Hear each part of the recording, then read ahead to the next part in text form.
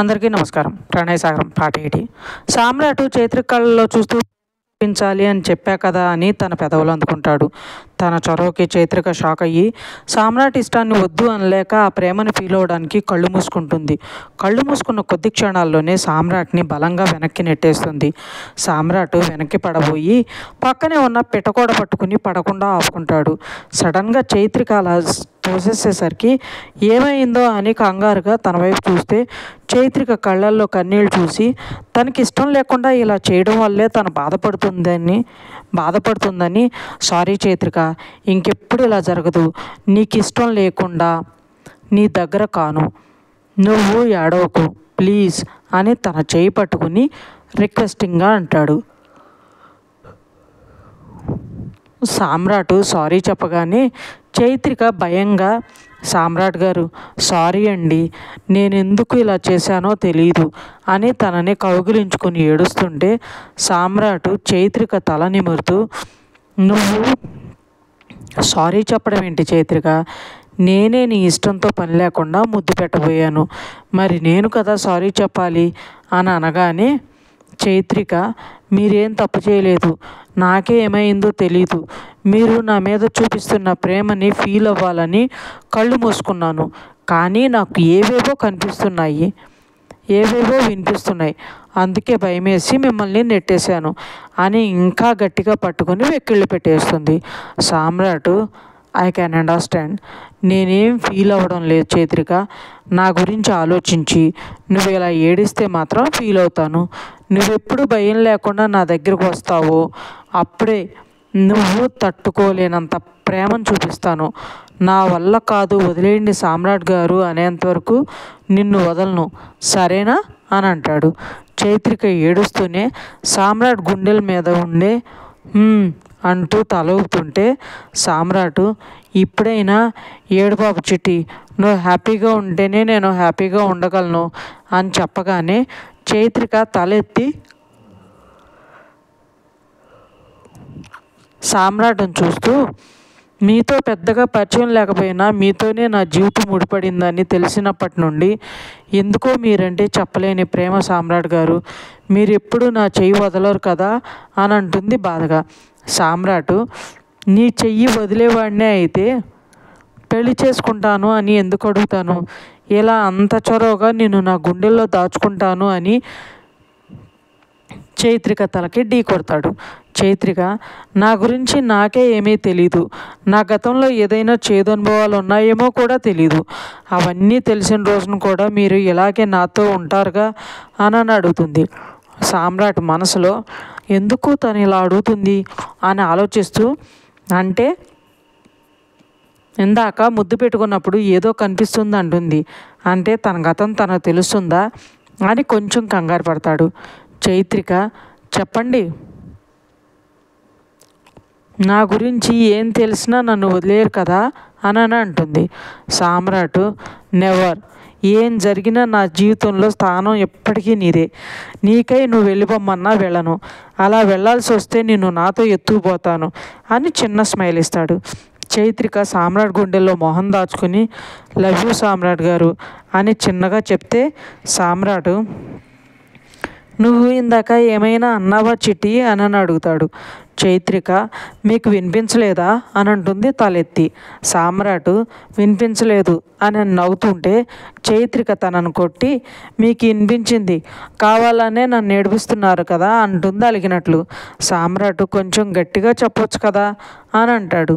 చైత్రిక సామ్రాట్ చెవి దగ్గరికి వెళ్ళి లవ్ యూ సామ్రాట్ గారు అని అరుస్తుంది. సామ్రాట్, అబ్బా అలా అరుస్తావేంటి చిట్టి అంటాడు చెవురుద్దుకుంటూ. చైత్రిక, మీరేగా గట్టిగా చెప్పమన్నారు, అందుకే ఇలా అంటుంది నవ్వుతూ.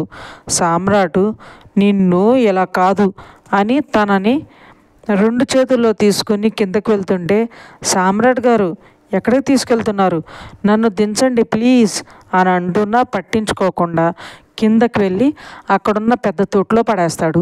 సామ్రాట్ అలా చేస్తాడని చైత్రిక ఊహించదు. తన నీళ్ళలో పడేసి సామ్రాట్ నవ్వుతూ, నా దగ్గరే వేషాలు వేస్తావా, అందుకే ఈ పనిష్మెంట్ అని నవ్వుతూ ఎలా ఉంది అని అడుగుతాడు. చైత్రిక ఏడుపు మొహం పెట్టుకుని చూస్తుంటే సామ్రాట్ ఏంటన్నట్లు కళ్ళు ఎగరేస్తాడు. చైత్రిక చేతులు చాచి నన్ను పైకి లేపండి అంటుంది. సామ్రాట్ తను చేపట్టుకోగానే తనను కూడా లాగడానికి ట్రై చేస్తుంది. సామ్రాట్ ఒక్క క్షణంలో రియాక్ట్ అయ్యి అబ్బబ్బా ఏమన్నా తెలివితేటలా నీవి, నన్ను కూడా లేకేద్దామని అని నవ్వుతుంటే చైత్రిక అలిగి తనే తొట్టిలో నుండి బయటకు వచ్చి సామ్రాట్ వైపు కూడా చూడకుండా లోపలికి వెళ్ళిపోతుంది. సామ్రాట్ వెళ్తున్న చైత్రికను చూసి నవ్వుకుని నీ మైండ్లో ఉండే భయాన్ని బాధను అన్నీ పోగొట్టేసి నిన్ను నా దాన్ని చేసుకుంటా చిట్టి, చాలా నచ్చేసేవే అని వెనక్కి వెళ్తాడు. చైత్రిక డ్రెస్ చేంజ్ చేసుకుని వచ్చి హాల్లో చాప వేసుకుని పడుకుంటుంటే సామ్రాట్ తన ల్యాప్టాప్ తెచ్చుకుని తనకు ఎదురుగా గోడకు అనుకుని కూర్చుంటాడు.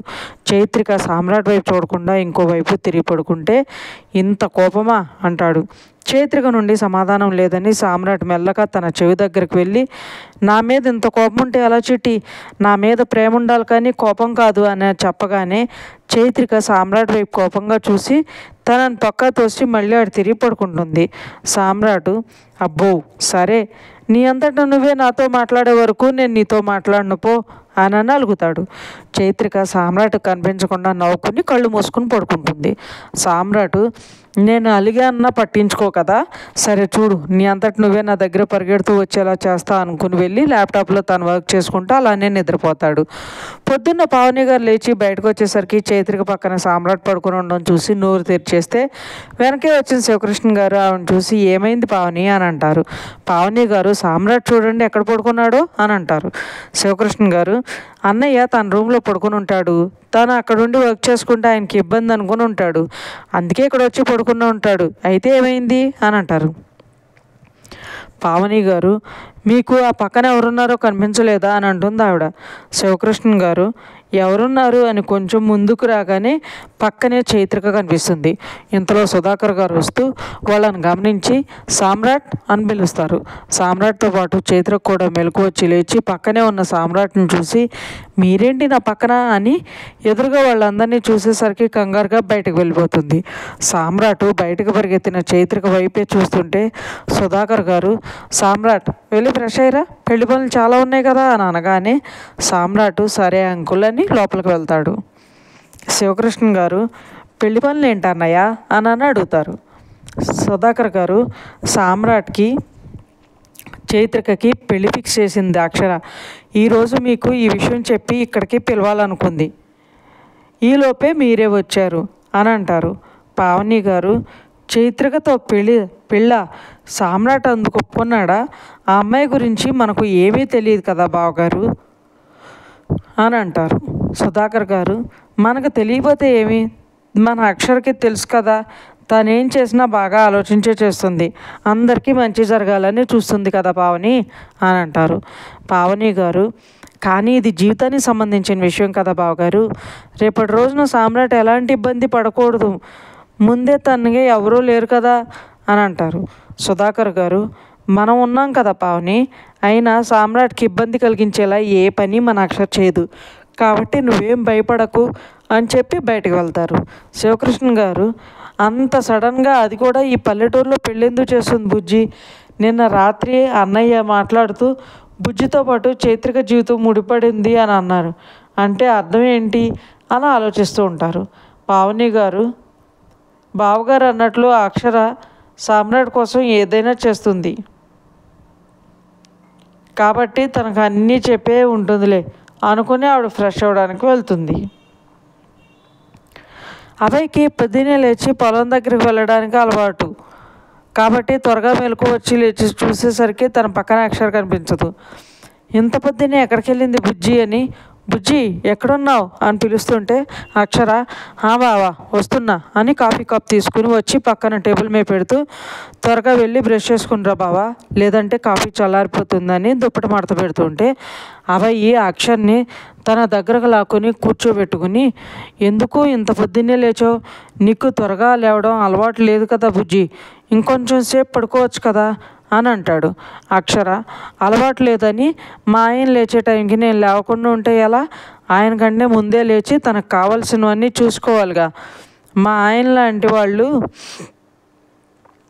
బాగా వ్యవసాయం చేస్తేనేగా అందరి నోట్లోకి 4 వేళ్ళు వెళ్ళేది అంటూ జుట్టు సరిచేస్తుంది. అవయ్యి, నా కోసం ఇంత కష్టపడటం దేని బుజ్జి? నా పనులు నేనే చేసుకుంటాగా, నాకు అలవాటే కదా, నువ్వు వచ్చి పడుకో అని తన్నే మంచం మీదకు లాగుతుంటే, అక్షర పడుకుంటాలే బావా, నువ్వు వెళ్ళి ఫ్రెష్ అయ్యిరా అని తన్ని బాత్రూంలో తోసొచ్చి బెడ్ మీద పడుకుంటుంది. అబ్బాయి ఫ్రెష్ అయ్యి వచ్చేసరికి అక్షర పడుకొని నిద్రపోతుంటే తనను చూసి నవ్వుకుని, పొద్దున్నే నువ్వు లేచి తలస్నానం చేసి టవల్తో తలకొప్పు కట్టి చక్కగా చీర కట్టుకుని మెడలో నల్లపూసలతో చేతిలో కాఫీ కప్తో అంచమైన తెలుగింటి ఆడపిల్లలా నా కళ్ళ కనిపించావు బుజ్జి. నా మనసుకి ఎంత హాయిగా ఉందో చెప్పలేను.